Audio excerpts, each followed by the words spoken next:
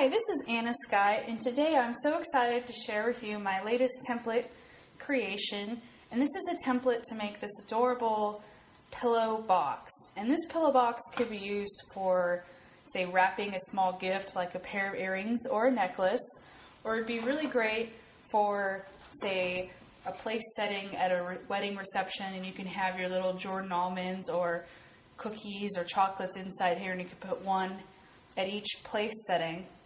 And to show you what it looks like to open it up on one end is it has these little flaps, and you open the flaps and you have quite a bit of room in here. The top of the pillow pouch is 5 inches long. And I've just gone ahead and wrapped the satin ribbon around it just to dress it up a little bit, but it actually does stay closed on its own. So let's go ahead and show you how to make this template. And to do this, you simply open the template file, and this is how it will look. You get one for pink, one for yellow, and one for teal. And this is just in Acrobat Reader. There's no text to customize, so it's simply just open the file and print it. And we're going to go ahead and work on making the teal one.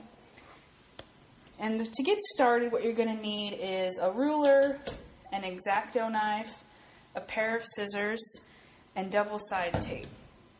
Now, the first thing you want to do is score, and there's dotted lines to mark where to score, and you just line your ruler up against those dotted lines, and you take your X-Acto knife with the blade side up, and you just want to indent the paper. You're not cutting here, you're just scoring. And scoring gives you a really straight, even fold. And I would recommend printing this on semi-heavyweight cardstock because that's going to give it more of a box feel and feel more luxurious. And the next thing you're going to want to do is do the cuts. So there's a straight line here. We're just going to cut off the bottom. And we take the X-Acto knife cutting side down because we're actually trimming here. And using the ruler and the X-Acto knife gives you super straight cuts. Yes, if you were doing a bunch of these, you could use a paper cutter for this step. And you could cut 2 or 3 at a time. And with the trimming and scoring done, now we're ready to fold. And I'm just going to fold back the taper glue flap. It says taper glue here. We're going to go ahead and pull off a 5-inch piece of double-sided tape.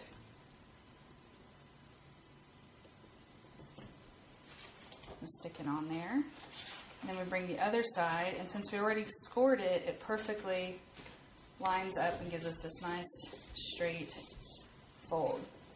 And just give it a good press to ensure the seal. And then we're going to trim along the top of this arc.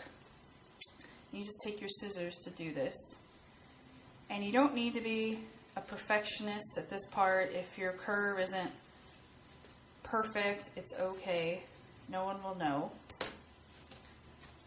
And just try to stay as close to the line as possible.